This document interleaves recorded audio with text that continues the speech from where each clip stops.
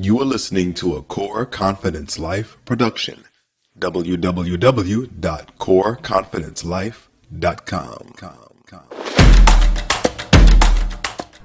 Welcome once again to another ding-dang episode of the Core Confidence Life Men's Development Podcast.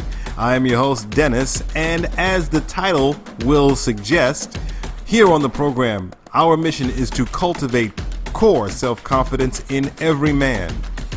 And on the program today, we're going to be talking about one of the key ways to build and maintain core self-confidence, and that's learning new skills, taking up new skills and knowledge, sharpening your abilities in the practical world.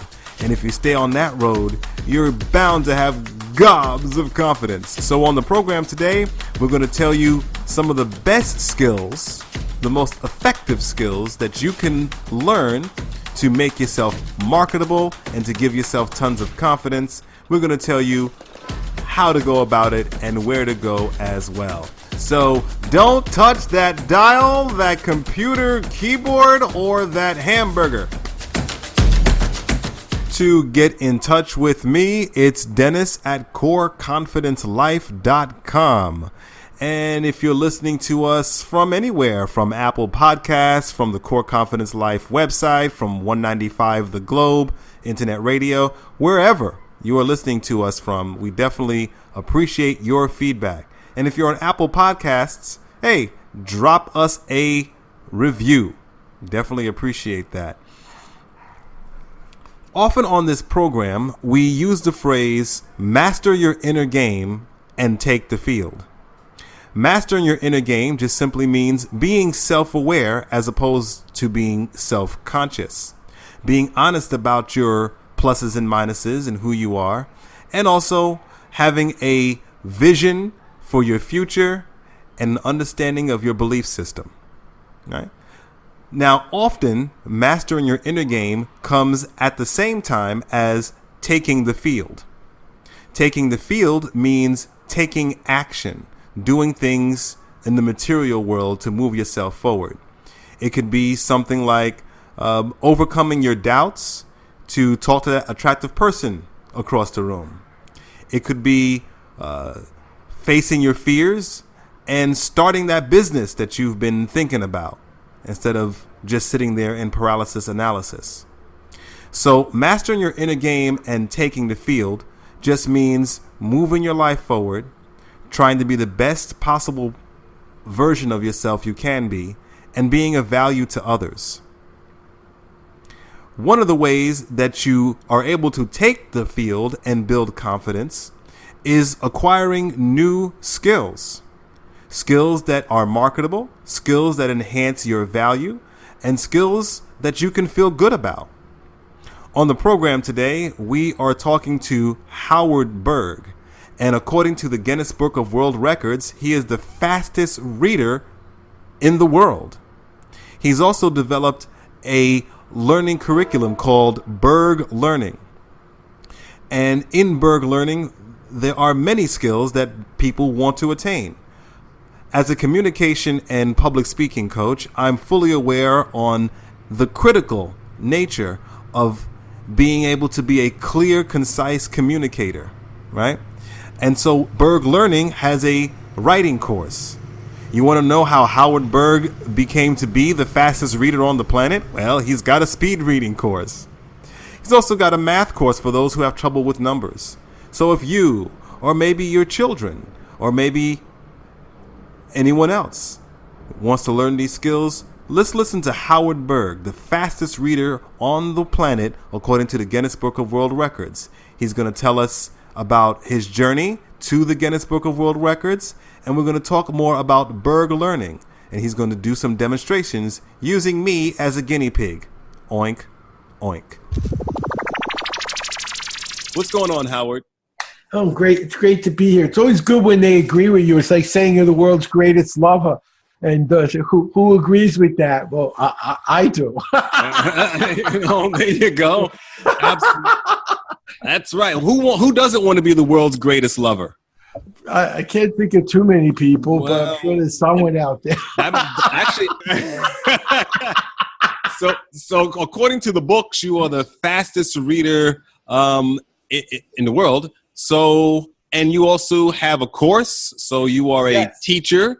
Yes. So let's talk about this world record of yours first before we get into your background and how you got here. So how fast can you read? 80 pages a minute was my top speed, between 80 and 90. All right. So tell us about the speed reading part of your journey first. How did you learn how to read this fast, and how did you get into the Guinness Book of World Records? That's a great question. I actually started out very young. I grew up in the projects in Brooklyn, very violent. Where I lived is now the most violent project in the city of New York, which is not an easy record to get. and if you're familiar with New York projects, you can imagine what that was like. Oh, yes. And Brooklyn is still kind of behind the times because, the crime is, New York is a safer place now, but parts of Brooklyn is still in the 80s. So, yeah, you're not being paranoid if you think someone's out to get you. You're right. It's a safer country, but somehow Brooklyn got left behind. So. Yeah, they left. So I found one safe place, the library. I was reading, and I chose well. I was reading like the Theory of Relativity when I was 8. By the time I was 11, I had college reading. And then I went to college at 17 to major in biology at the State University of New York, Binghamton. Well, my junior year, I get interested in the brain and how it works. So I went to the dean. I said, I want to do bio and psych, be a psychobiologist. He said, you're a junior and you haven't had any courses in psychology. You'll have to do the whole 4-year program in 1 year while taking the bio curriculum. And frankly, you're not smart enough. And that's when it hit me. They don't teach learning in school. They tell you what to learn, why to learn, what will happen when you don't learn, but not why you hear a song once on the radio and remember it your whole life. And then you read the 7 Habits of Highly Effective People, and the next day you don't know any habits. I said, had to be a way to learn things that matter, the way we learn those songs. And there was. I got up to 80 pages a minute. I did the 4-year program in 1 year. I also took the GRE, the Graduate Record Exam in biology. And 3 nights I read 48 books like biochemistry, genetics, cell physiology. And I only got 3 questions wrong. So I was in the 99th percentile in the world. And then I wondered, was it me or was it the system? So I had a school. I taught these young kids, they were 11 to 15, how to do it. They took a 30-chapter book in Lifelong Developmental Psych, which is a sophomore course in college. Remember, they were 11 to 15 years old. They finished it in 1 week, and 15 out of 18 youngsters passed the college advanced placement test, the CLEP test, in 1 week. And that got me very excited because now I knew it wasn't just that I could do it, it could be taught. And that's a game changer because I don't know anyone that doesn't feel overwhelmed by how much there is to know and learn. And I found a way that could fix the problem. 80 pages a minute. Well, most people won't read that. That's the world record. Normal person, 2, 3, 4 times faster. We actually did a double-blind efficacy study. We took the Nelson-Denny, which is a standardized test for reading and comprehension. So 50 people did A and B, and 50 did B and A. We wanted to make sure the second test wasn't simpler, so it artificially made them look smarter. And then we did what's called an analysis of variance, a statistical test to see if the outcomes were different between the 2 groups, and they weren't. Everyone in the group doubled or quadrupled, most doubled in a few hours' time with very good comprehension. So I was very excited that we were able to actually document it, not just say it. Absolutely. So, okay, so you can read really quickly. So what is the process? This is interesting. I've never had to ask this question before. This will be interesting. How do you go about applying to be in the Guinness Book of World Records? What was the record before yours? There wasn't any. They said that it was a category they hadn't considered because it was hard to prove. Well, I was on 5 television shows in 5 different cities where they tested me. And I was in 5 newspapers in 5 different cities where they tested me. So they require you to show them either the tests that were done on a show or in a newspaper. Most of the records have 1. I had 10. And they were all from newspapers and news shows in different cities. They said, it was inconceivable that 10 reporters from 10 different cities would conspire with me. They said one maybe, not 10. So they said, well, you convinced us that you do this because not that many shows would go along with it, and no one's ever had that many shows as evidence. They usually only have one, and that's how I was able to establish it. And so when you mean 80 pages a minute, that means full comprehension. So you read those 80 pages and you can tell people just a summary of what you read. Like it's full. I don't remember every word on every page. No. Once I was asked to like memorize the sports scores for every team in every sport in 3 seconds. And I said, I'm not Rain Man. I don't do toothpicks either. But I can read very well. I said, I'll give a better example. I did a graduate course in educational psychology in 7 hours. Not in 5 minutes, but it was a 5-month course. If you can do a 5-month graduate course in 7 hours, and then I took the advanced placement test, which was a 6-hour test, in 50 minutes, and I got a B+. I didn't get an A, I got a B+. But in less than 8 hours, I got 4 graduate credits that would have taken 5 months in school, and I got a B+. I was very happy with that, and I think most people would. I didn't have to spend thousands of dollars on tuition and drive back and forth twice a week. I was able to get it done in just 8 hours' time, including the exam. So it's not a magic trick. I mean, 7 hours is still 7 hours, but I don't think anyone would have a problem learning something that takes 5 months and 7 hours well enough to get a B+ on an advanced placement test. Yeah. So when you applied for the Guinness Book, did they have to test you? Like, did they do this? Did they tell you to do it in front of them? No, they don't test you. They never do. They don't do that. What they do is have you submit the evidence. And so I submitted videotapes on shows I was on and newspaper interviews from the different cities I'd been in, and they looked at it. For example, in one show, I was in Denver. They had me read a scientific journal on the physiology of nightmares. And I don't remember the entire interview, but it was about 20, 30 pages of material I read in 90 seconds. And then the science editor quizzed me on it, and I got every question right. I was on a show in Cleveland where I read an 1,100-page book in 20 minutes several times. They tested me. I got 100. And then as a goof, I went back there 3 years later, and they said, we want to see how much you remembered from 3 years ago. And they tested me a second time on the book that I had read 3 years before, and I got 100 on the second test. Regis and Kathy Lee had me read a 220-page book called Going to the Movies by Quentin Crisp. It was an encyclopedia. Every 3 pages was a different movie, no continuity, no story. And he tested me, and I got 100. So, these things. I was on Cavuto. I read the healthcare bill in 50 minutes, the 1,500-page healthcare bill. Mm-hmm. Obamacare bill, the first draft. Yep. And then I did an analysis of what would happen. Everything I predicted happened. And actually, people can go to watchhowardread.com. That's a video of it. Watchhowardread.com. And to see you, is that you reading Obamacare, or is that just you reading in general? It's watching me read Obamacare. It's also me with Justin Timberlake and Peyton Manning. When Sony launched their e-reader, they used me as their spokesperson. So I got to work with Justin and Peyton and Amy Sedaris. When Justin got married, I never got an invitation. I think it got lost in the mail. I thought after 3 days of working with me, we're like brothers. Somehow he forgot me. I thought it was the high point of their careers, but apparently they had a different opinion. Well, there you go. Well, it's excellent. So when did you get this certification as the fastest reader? When did that happen? 1990. No one's ever replaced it. Has it been challenged? Not to my knowledge. No one's ever beaten me.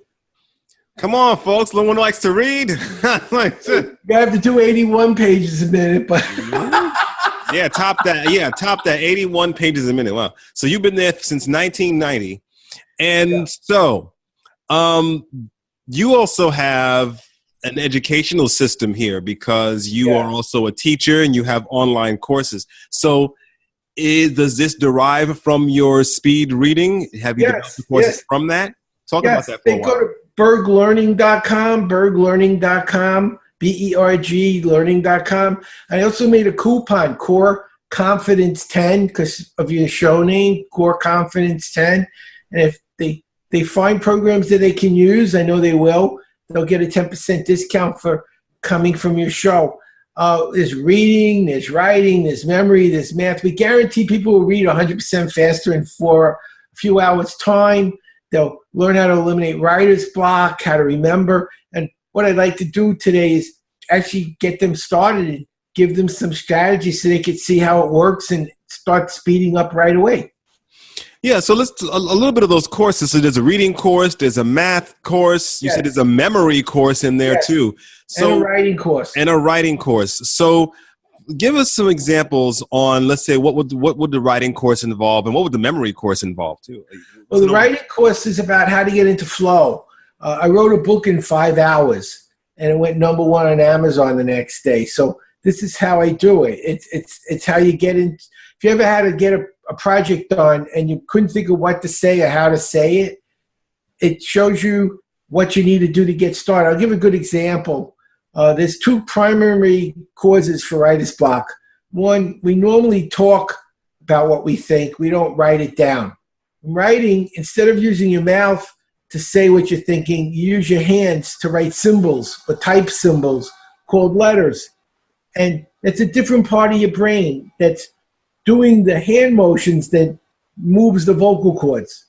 And so for many people, making that switch from speaking to writing, it's not easy.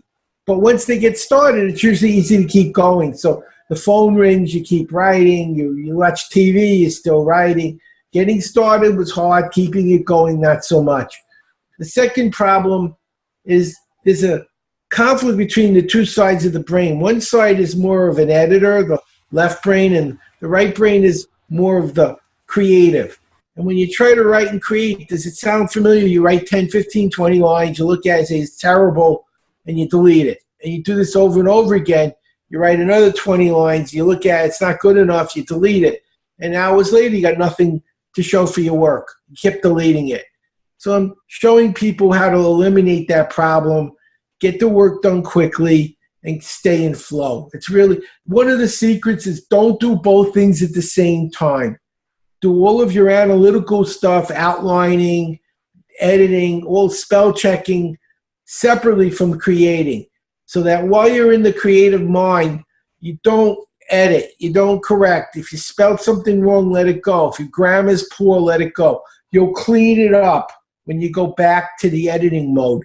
But if you try to correct and create simultaneously, it creates a conflict between the 2 sides of your brain, and it leads to what I call brain freeze, where you get so frustrated that it doesn't look perfect, that it doesn't get done. So that's a very easy thing to do. Don't do both things at the same time. Alternate them, and then we have step-by-step how to do that. It's comprehensive, and I know that a lot of people have problems with writing, and whether it's books or whether it's articles or whatever it is. Web copy, social media, blogging. I mean, people write marketing copy. A lot of people listening have companies that have to send out letters, or they have to write releases. It requires creative thinking, and everyone who's done this has experienced this. I got to get it done, and I can't think of what to say. Yeah. And so I made a program on how to get it done and know what to say without spending 10 hours trying to figure it out. Absolutely. Absolutely. Now, there's an old stereotype about, girls are not good in math, men are better in math, but you still have a math course. So what's that about? Well, I'm going to break the stereotype. Remember the young ladies that worked for NASA? I'm sure you saw that movie. They weren't dumb. They were pretty good at math. Well, just in case you are not good at math, I'm sure that your course... I'll show you how to be. Okay, yes. Take a pencil. I want you to write down this problem. Do it vertically, 103 times 107. So the 103 is on the top. Under it is 107. 103 times 107, then underline. And I want you to give me the answer right now without a calculator in 2 seconds. I'm going to bet you can't. Not in 2 seconds. You will in a minute or two from now. I'm going to show you how, and you will do it in 3 seconds. It's that easy. Notice both numbers are bigger than 100, and both numbers are almost equal to 100. They're just a little bigger. 103 and 100. It's not 147 and 198. Yep. So look at the first number, 103. How much bigger than 100 is that? 3. Put that to the right of the 103. Write it down. So you have 103, and next to it, number 3. Mm-hmm. Next to you have 107. How much bigger than 100 is that? 7. Write that to the right. And now you have 3 and 7 on top of each other, and multiply them. 3 times 7 is? 21. How hard was that? Not really that hard, no. Okay, you're almost done. That's the last 2 numbers in the answer. Now to get the rest of the answers even easier. That was the hard part. Add diagonally. 103 plus 7 is 100 and? 103 plus 7, the 110. That's good. Or 107 plus 3 is? 110. Is it the same? Yeah. It always is the same. So Yep. whichever way it's easier to add. Sometimes one way is easier. Do it. So write that down, 110. So 103 times 107 is 11,021. 110.21. How hard was that? There you go. All right. That's speed math. That's how hard math is. How you say, what do you do with that? Let's imagine for a minute, you're a realtor, you're a financial investor, you're an accountant, someone who works with numbers, and there's a client that you would like to get. And you just did numbers like that in your head correctly, that quickly, without a calculator. If you watch the news, do you think there's too many smart people making too many good decisions in this world? And if you meet someone who actually is intelligent and can do something impressive, isn't that someone you want to hire and keep in your inner circle? It's a wonderful way to build instant rapport. Because when people see you crunch a number like, how did they do that? How did they get 11,021? When you can do something like that to a prospect or a client, you're going to have some great rapport, and you're going to have a client for life. And it's and it's also great for young people that say, I can't do math, which is a lot of them. And it's not that they can't do it, they believe they can't do it, and you've just shown them they can do it. So they can't believe something they did can't be done, and it eliminates the false belief they can't learn it, and then they do learn it. And of course, being that we're talking here on Core Confidence, when you get to learn these skills, it will build your confidence. When Absolutely. you can read faster, when you can crunch numbers quicker, when you can write, a lot of writing, right? When you can write, a lot of people, a lot of people that listen are entrepreneurs, and they need to write marketing copy, or they like to blog, or even in your personal journal. Why not? So That's writing. why Russell Brunson, Russell Brunson's one of the most famous entrepreneurs, and Dan Kennedy, they're both friends of mine. They both use my program. Russell and I got to be good friends. I trained his company. Everyone doubled or quadrupled. It's kind of funny. One of the people, he brought his son, and his son was like 12. And for whatever reason, he got the fastest. He went like into the stratosphere. He was reading like 14, 1,500 words a minute in 4 hours. And everyone else was like doing really well. But this kid went like off the scale, and they was like telling everyone how great he was. And they were really embarrassed. Kid was so good. It was funny. But if you'd like, I think we'd agree speed isn't as important as understanding. Would you agree with that? You have to be able to understand it. If you speed through something, that's my question was earlier about getting the context. Like, you can flip 80 pages anytime you want, but you're getting the understanding. So Why don't I show you how? I could do that in just a minute. Okay. One of the secrets to reading with good comprehension is understanding something called schema. What's schema? Schema is what your brain uses to make sense out of text. I'm going to read a passage that has no schema. Watch how confusing it is. Okay. Then I'll read it again with a one-word title, and instantly you'll know exactly what I'm talking about because the title has schema. You'll see how it works. This is the schemaless text. This is an easy thing to do. If possible, you could do it at home. But you could always go someplace else if it's necessary. Beware of overdoing it. This is a major mistake. It may cost you quite a bit of money. So right now your brain's like, I'm not really sure what you're telling me. Now listen to it again with a title and watch how clear it becomes. Laundry. This is an easy thing to do. Possible you could do it at home, but you could always go someplace else if it's necessary. Beware of overdoing it. This could be a major mistake and be expensive as well. And notice how when I use the word laundry, suddenly everything made sense. Yeah, it brings everything into context. It's schema. That's schema. So what I'm teaching people is how to go 2, 3, 4 times faster and look for the schema, which is like the decoder ring. And it makes the meaning on the page easier for the brain to process. So even though they're going quicker, they're learning better. In fact, the guy who owned Evelyn Woods was Maurice Thompson in its heyday. And he paid me to train his son how to speed read because I figured out how to solve the problem of actually learning technical information. And if you'd like, I'd be happy to show our listeners there's only 5 things they need to learn and what they are, and that'll make learning super easy. All right.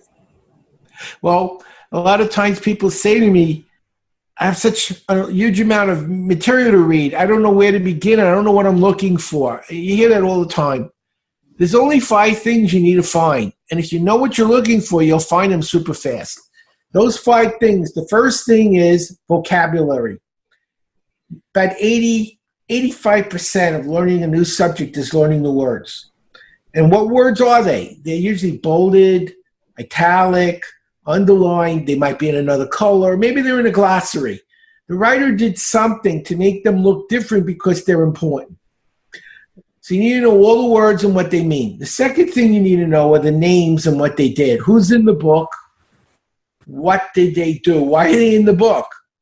The third thing you need to learn, any number, date, or statistic, and what it means and how it's used, and also any formulas and how they work.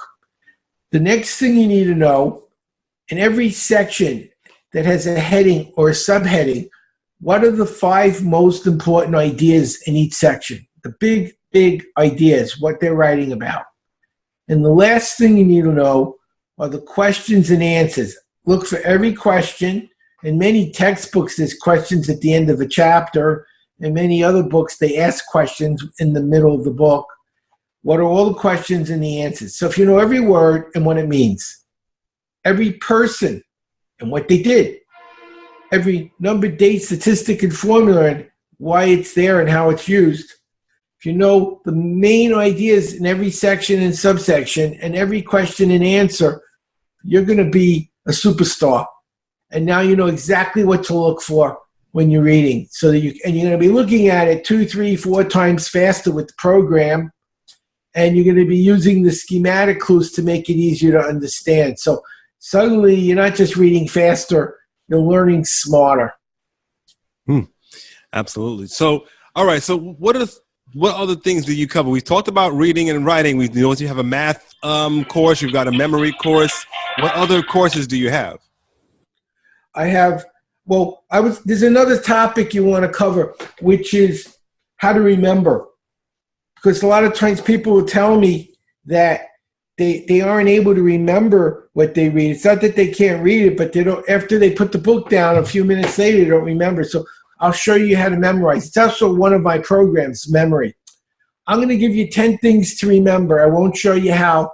That's our control group. Then I'll show you how, and instantly you'll remember everything I told you that you couldn't remember with no effort. And not only will you remember it, after you're done learning it and our audience learns it, I'll show you how to use it as a tool when you have to do something at work or school. Very important. So here are the 10 things. Are you ready? I hope so. You'll be okay. Trust me. I did this with 3-year-olds. You'll be fine. Here's one very important part. When I ask you to repeat something, do it.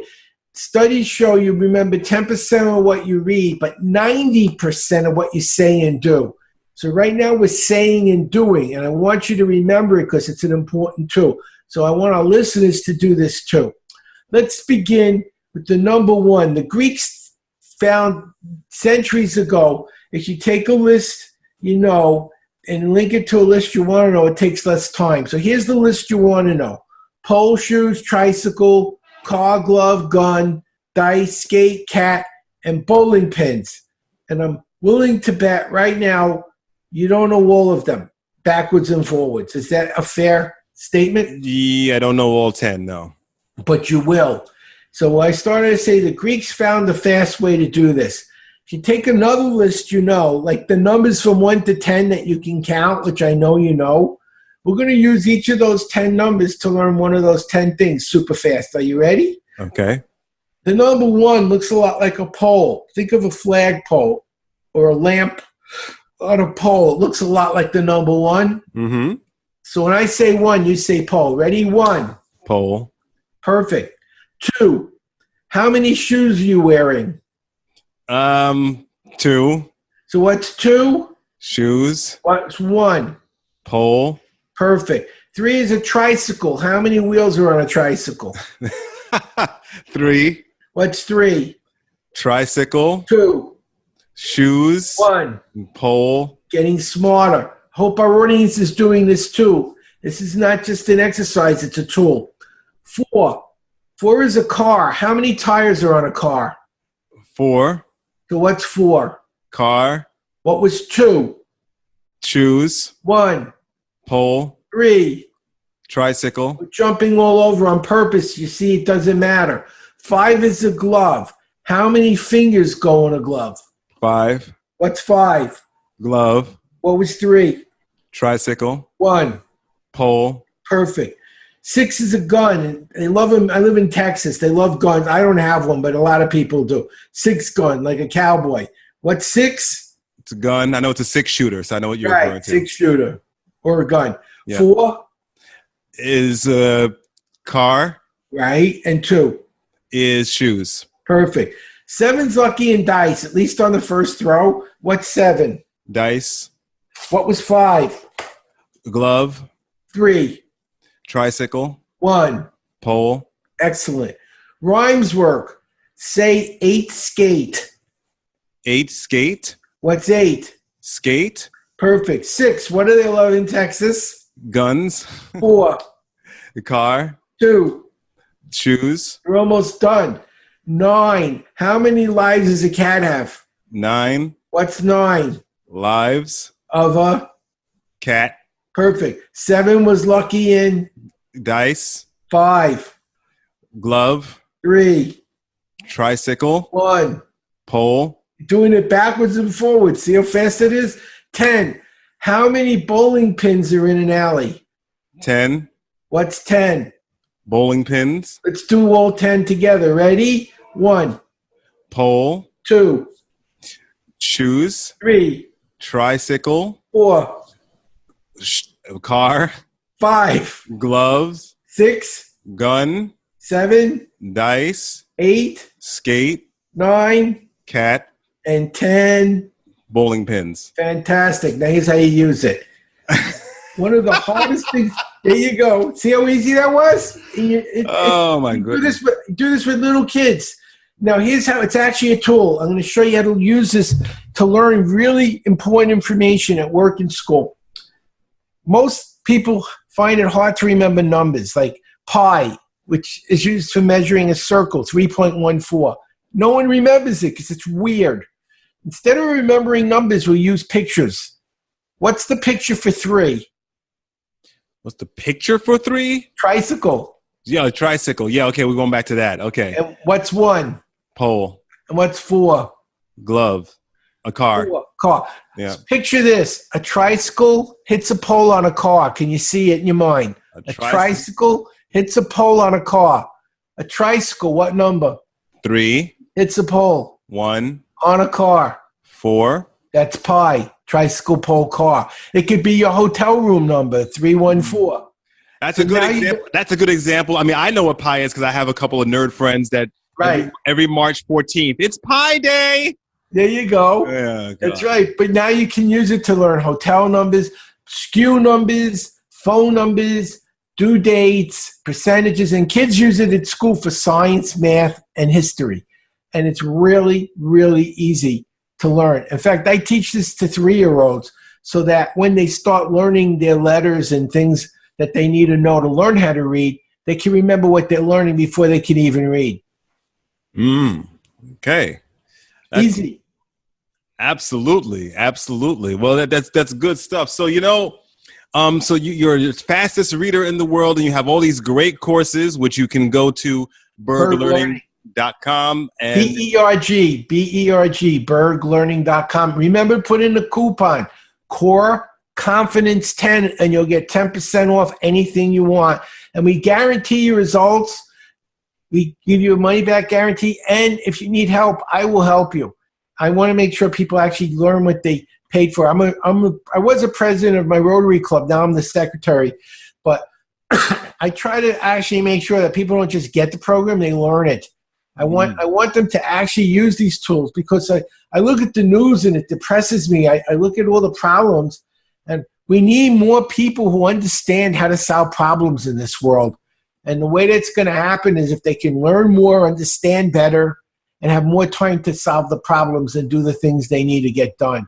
And that's my job. My job is to empower them. I'll give you some examples of people I help. We had a 16-year-old graduate UTA, University of Texas, Arlington, with a 4.0 economics major. Got his master's in math at 19 with a 3.97 GPA. He's now a professor at Yale in his early 20s. This kid could figure out how to balance the budget. Another one of my kids passed the bar in California at 19. And I'm working with company. I just trained the Green Berets in Fort Bragg and the Royal Thai Army in Bangkok, because everybody needs to know what's going on and be successful and be able to do what they need. So that's what I'm doing. I'm trying to give people the tools they need at work to make more money, stay on top of their core competencies, new laws, rules, regulations, the news that affects their industry, and still have time for their family and their business. And that's what they struggle with, time. And for kids, right now, more kids between 25 and 40 live with their parents than are married. They have these huge college loans, they can't pay them off, and they have no way to move out. I'm trying to teach them how to learn so they can get a better skill set, so they can get a better job. You don't work more hours to make money, and you don't work more jobs. You learn something that pays better, that gives you a better income. You work less hours, but you work smart. You get a skill people will pay you more for. And then you're on your way. Then you have more time. If most people, it's like, get another job, and they end up having no life. All they do is work. And it doesn't help them because they don't make enough. But if they had better skills that paid better, then can I tell you a story about that? Would that be okay? Yeah, go ahead. Sure. About 15 years ago, my wife wanted to go to Hawaii, and I was lecturing on cruise ships. And they had a ship going to all the islands. And I said, I'd like to go and teach speed reading. So they don't want speed reading. So what do they want? So they want Photoshop. They want photography. They want video. So I teach that. I didn't teach it. I didn't know anything about it, but I learned fast. And they said, okay, you can get on the ship, but if you don't teach it, they'll throw you off. Not in the water, but when you get to the shore. So I don't believe you learn from a book, but I got 10 books. You learn from 10 books. 10 people who know how to do Photoshop, you're going to learn Photoshop. I read it in 3 hours. Then I read 10 books the next day on video and 10 books the next day on photography. When I got to the boat, I was like, I'm hoping these people are 90 years old and don't know what a digital camera is. That was my perfect audience. Well, the first guy walks in. He's a professional photographer, 38 years, wants me to teach him photography. The second guy comes in. And he's been doing Photoshop for 5 years. He wants me to teach him Photoshop. Now, I've been doing it for 3 hours. And I had to teach them for a week. At the end of the week, they said, how many years did you study? I couldn't say I learned it last week. So I don't like reading. I like learning. I don't want to spend 4 years learning Photoshop. I want to use it today. I don't have unlimited time. I'm a busy person, like our listeners. I'm an entrepreneur. But I want to know how to do things like build a website, write copy. And I don't have time to learn it. So I read really fast, several books, and I become an expert. And the next day I'm doing it instead of reading about it. And I think that's what people really want. They want the skills. They don't want to spend forever acquiring them. And to me, that's far more important than reading a book and memorizing a few key ideas. It's learning things that can help us be successful. That's what I'm looking to do. That's what I teach. Absolutely. And all of that will build your confidence in yourself. When you learn these skills and you can do all these things, it's going to boost that confidence. That is definitely in the list of things. You ever want to know how to boost your confidence? Learn a new skill, pick up a new trade, do something new, learn how to speed read, learn how to do quick math, learn how to memorize. All right. I had to squeeze the word memory in. Would you like me to show them how to actually boost their confidence? Because it can be taught. Okay, so let's hear your confidence boosting thing. One of the most important skills we can learn is emotional intelligence, which is basically being in control of yourself no matter what's happening or working well with others. Well, I'm going to show you a skill. Imagine I'm teaching you to drive and you're ready for your road test. You go for your road test and you fail. Why did you fail? You got nervous. How many people can relate to that? You actually knew the material, but the test was intimidating. You got butterflies. You couldn't remember anything. Or you went for an interview, or you had to talk in public. What if you could change your state?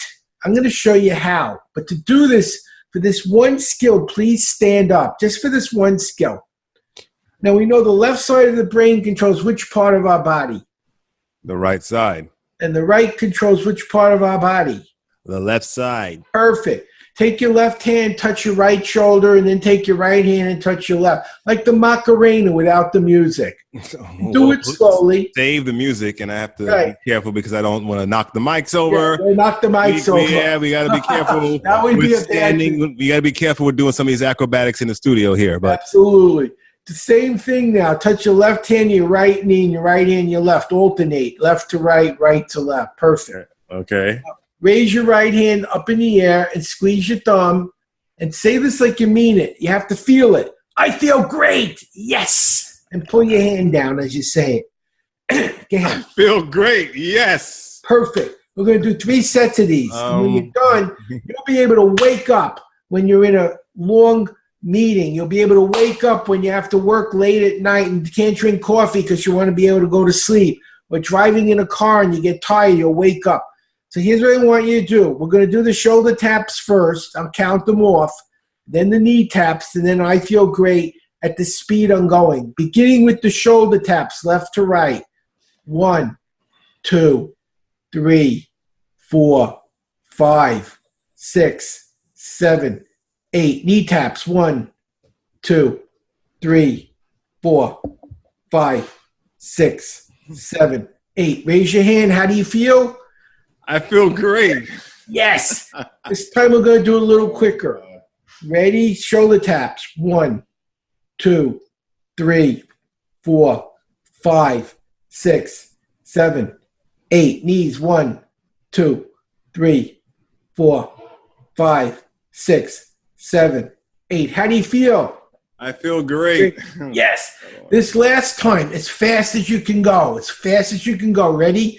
1, 2, 3, 4, 5, 6, 7, 8. Knees. 1, 2, 3, 4, 5, 6, 7, 8. How do you feel? I feel great. Yes. Yes. Sit down. Give yourselves a hand. Smile. Smile. And here's what happens. When you do it 3 times, nothing happens. But you probably would like something. Remember Pavlov? He rang a bell. He fed a dog. He rang a bell. He fed a dog. Eventually, he rang a bell. The dog drooled. You don't want to drool.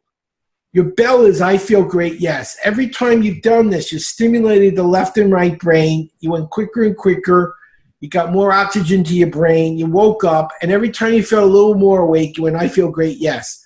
Now, it takes 90 days to form a habit. So do this every day, slow, medium, fast, for 90 days. Now you're in an important meeting. You don't want to tap your shoulders. You'll look weird. Grab your thumb and say, I feel great, yes, to yourself. And you'll feel the way you did every time you did that for 90 days, and you'll wake up. In the same way, you can learn to focus. You can learn to relax. You can learn confidence. You can create any state that you want and create a trigger. And over time, approximately 90 days, you can now elicit that state whenever you need it. In fact, it's so powerful. One of my friends is a hypnotherapist. He's a PhD biochemist. And a woman, a nurse, she needed eye surgery. And she was allergic to the anesthesia, and it was the only anesthesia they could use, and she absolutely needed the surgery. He hypnotized her on the telephone to have eye surgery with no anesthesia. They opened her eye up with a scalpel with no painkiller, and she felt zero pain. And he did this on the telephone. So when you talk about confidence, there's amazing tools we can use. Remember, I majored in psychobiology to control how our brain reacts to situations. Not everything in life is fun or pleasant, but if we have the tools to control how we react to these situations, we can stay in control. And that's what core confidence is all about. Excellent. Excellent definition there of core confidence. Absolutely staying in control, believing in yourself intrinsically as a person, and having emotional intelligence, staying in control. That's it. Good kind of mind-body coordination trick to get your confidence boosting. Absolutely. Mind-body association. Critical. Yes. It might be the single most important skill you can learn. I know people that aren't exceptionally intelligent, but they have wonderful, wonderful people skills. Everyone loves them.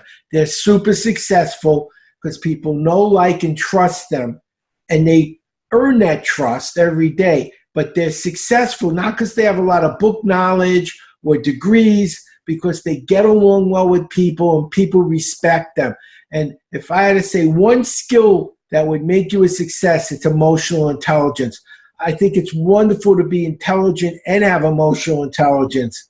But if all you had is one choice, emotional intelligence is the one you would want to go with, because that's the one that determines, do people want to even know you?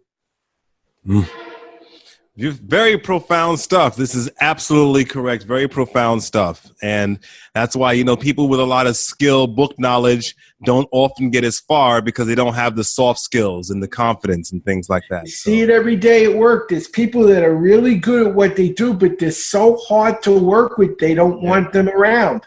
They lose their jobs. It's just like no one can stand you. You're annoying. You're irritating. You complain all the time. And that's just emotional intelligence, to be able to stay in control even under. That's why I trained the Green Berets. They get shot at. I was showing them how to stay confident under fire. They get excellent instruction, excellent. But if they're nervous and they can't remember what they were taught, they're going to get killed. That's what I taught the Thai Army. I was telling them, you already have the training you need to survive, as long as you stay focused and you don't react emotionally to what's happening. You'll be able to use that training. But if you have a panic attack or get nervous, as many people do at work and school, your functioning level is going to go down and your life becomes at risk in those fields. With us, we had a bad day. With them, they get killed. It's not just a bad day. So I was very, very careful to make sure I showed them what they needed to do to be able to use the excellent knowledge they had to stay alive. Very, very, very important. And also staying alive, while we're on that, staying alive, you're talking physically now with the Green Berets, but also stay alive psychologically and mentally, emotionally. Thank you. To be able to handle the ups and downs, because things are going to piss you off, and I'm saying this after, I never say the dates on the programs, but I am saying this. I had a little bit of a stressful weekend. And so this is a good message for me as well. Just, I'm alive, but if you let the stress and the pressure get to you and you lose control of your core, of your soul and your emotions, you can fall apart. I'll give you a good example I just had. It's a little more serious. I had a blood test. They said I had 3rd stage kidney failure, which is terrible. And I said, well, what do I need to do? And they told me what I needed to do. Instead of saying, why is this happening to me? This isn't fair. I changed my diet. I changed things I was doing, and I raised it from 3rd stage to 2nd stage, which is mild. I went up 21 points in 3 months. Now, most people would have gone down and gotten sicker, but I know emotional intelligence skills. And when bad things happen, and they happen to nice people, you have to be in control and not panic and not wonder why is this happening to you. You have to deal with it. You have to look. I'll tell you the single best question you can ask to get confidence. The single best question is, what's the best thing I can do now? Not why is this happening to me, or why isn't this, why can't I get out of this? What can I do about this? You need to take action. No matter what's happening, you always need to have a plan. And your brain is a computer. And instead of whining and complaining about what's going wrong, ask yourself, how can I make this go right? And you'll be amazed at how much more success you'll have and how many of the problems that, like kidney failure, I mean, that's pretty serious. But now it's mild because I took action. Instead of feeling frightened or concerned, I found out what I needed to do and I did it. And that's what we need to do in business. That's what we need to do in our relationships. We always need to be asking, what's the next best thing I can do now? Excellent. So I want to take a little bit of time to talk about a little bit of your background, aside from the reading and the teaching and the psychobiology, all great stuff. But I want also to add yourself in this. You came from New York. What was your upbringing like? How'd you end up in Texas? All that. Okay. Well, after I got out of college, I was interested in consciousness. And I went to a yoga ashram a lot. I spent a lot of time in an ashram learning how to meditate and consciousness. And I think it rubbed off on me. It taught me compassion, to help people, to make a difference. And that was something I took from that, and how to focus. It's how to stay in the right state of mind, because yoga is not just about the body, it's about the mind. Growing up in Brooklyn was a bit of a challenge, but I think it made me a better person because I had so many problems. I learned to be more empathetic to people that have problems. I feel I was lucky I was able to solve my problems and move forward. Not everyone's that lucky. And so when I encounter people that are struggling, I try to help them because I know where they're coming from. I know what it feels like to feel like there's nothing you can do when, in fact, there's many things you can do. And since I found out what many of those things are, now I teach them. Well, what kind of problems did you have? What kind of problems did you confront? I got beaten very badly. I lived in a very violent environment. I had knives to my throat several times. I was beaten with baseball bats. It was gangs. There were gangs. It was like West Side Story without the music and dancing. I met Bernardo. He had a knife, and he wasn't smiling, and he wasn't charming. And this happened to me many, many times. And, that can make you very angry, very bitter, or you can resolve to try to make a better world and not have other children experience that. I was fortunate. I had enough mental strength and emotional strength to get through it. But it was difficult. It was painful. It was difficult. It was challenging. And now that I got through it and I meet people that are struggling with different problems in their lives, I try to help them because I know where they're coming from. I know what their pain feels like. Fortunately, I don't have that now, but I did. And I know that when you come out of a very dark place, when you're not being paranoid that people are out to get you, they are, and they will, that you have a responsibility to do something good, to make a better world. I have grandkids and I look at where our planet's going, the environment, the hate that we see in our country and around the world, and I want to help make a difference. I think if people know more, they understand better, they learn how to communicate more effectively, they learn how to control themselves and their emotions so they don't overreact to everything that's going on, it can help make a better world and make us all safer. I can't solve every problem, but by helping people who can solve problems learn more and understand more and draw more conclusions and be more creative, we can help them solve the problems. And that's really what drives me. I'm at a point in my life where I care what happens. I have grandchildren, I have children, and I want to see them have a better life and a better world, not a worse one. And right now we're in the wrong direction. And I'd like to think that if more people use what I learned and learn my system, it can turn it around.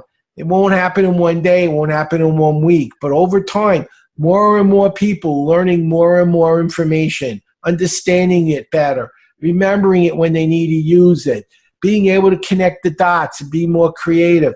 That could change everything. And I've been given a gift. I know that. And I feel that it's not about me.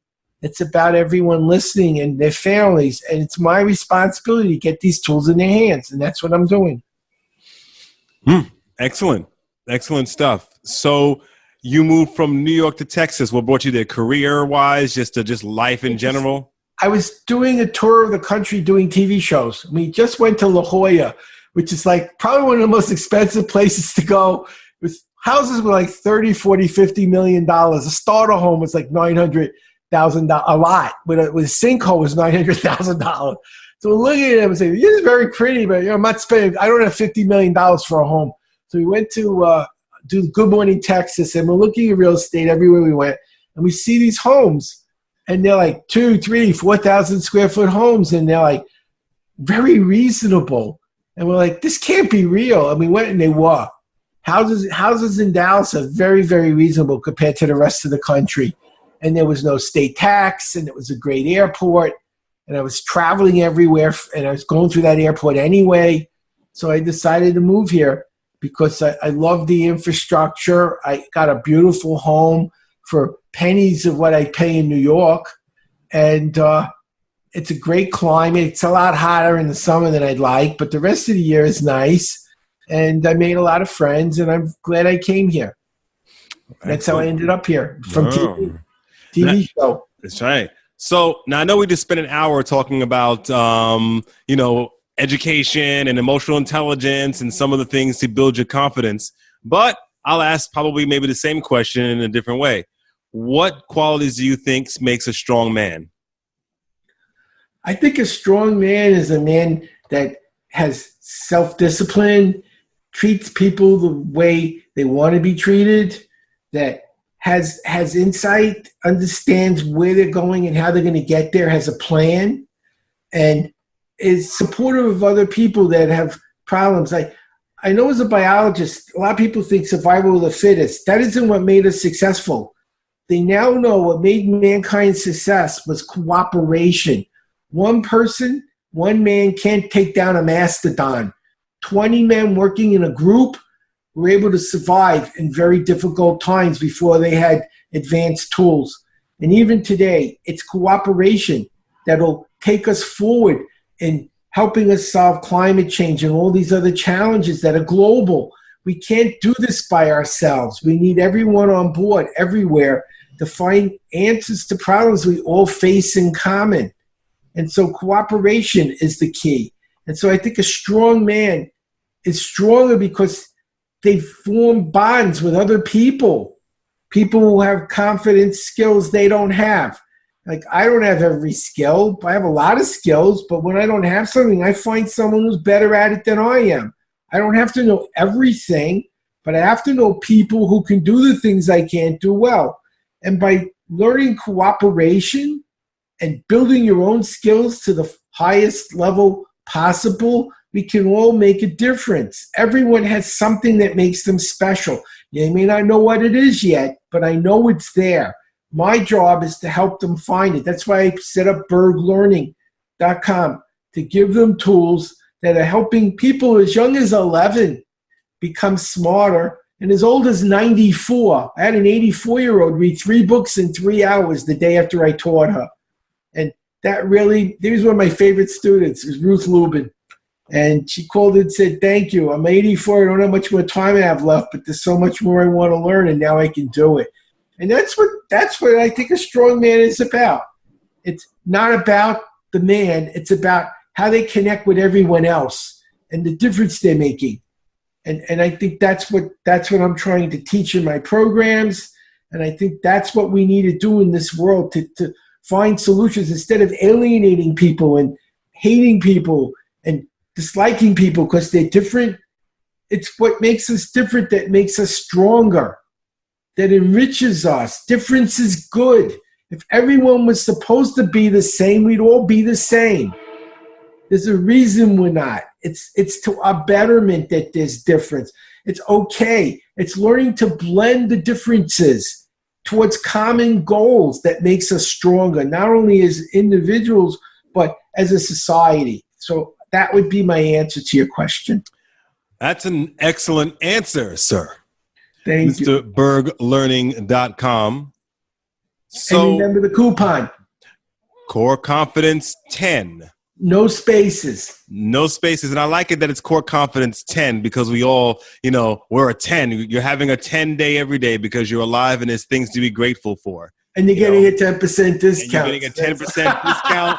You're getting a 10% discount too, right? Yes. And you always want to have a 10-day. You want your confidence to be a 10. Yes. So 10 is symbolistic of many things having to do with your core confidence. There's also some free lessons. They can check them out on the website. There are some free lessons they can try as well. I also will make sure they learn it. If they have a problem, they can contact our customer service, and if they can't make it work, I will. I want people to actually get what they paid for. I think that's part of what makes us better. It's not just about selling a program, it's about making a difference. So I go out of my way to make sure people actually learn what they pay for. Absolutely. Excellent. That's good. And I want everyone, this is such a beneficial program for people, and to get that copy straight, get your memory popping. Yes. Core Confidence 10. I like the little coupon label there. And I want to thank you for your time that you have spent on the program, using me as a prop to deliver the benefits of your program. And I hope I did well. Very well. I hope I didn't talk too much. My wife always says I talk too much. I said, but that's what I do for a living. Oh yeah, I mean, exactly. You have to talk. You have to show people the benefit of these programs, and I don't mind being someone who's willing to be an example. Yeah, I don't want to talk about myself for an hour. I really rather talk about them and show them things they can do. People don't want to hear that I can read fast. They want to know, how can I read fast? It's not going to help me if you read fast. How can you help me read fast? That's what I wanted to do, and that's what we did. Excellent. Once again, berglearning.com. And the coupon Core Confidence 10. Thank you for being on the program. Thank you for having me. berglearning.com. And for 10% off, use the coupon code Core Confidence 10. That's Berg Learning, BERG Learning.com. Core Confidence 10 is the coupon code for your discount. And if you are a man who wants to tell his story of overcoming a lack of self-confidence and self-esteem to achieve personal success in areas of the relationship or other parts of your personal life, or if you want to tell us a story of professional success, we welcome it. CoreConfidenceLife.com/guest.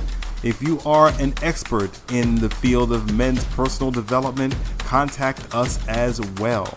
Don't forget to visit the site CoreConfidenceLife.com and check out some of our other services, like starting your podcast and promoting your creative arts. And until next time, right? Maybe I should change this phrase.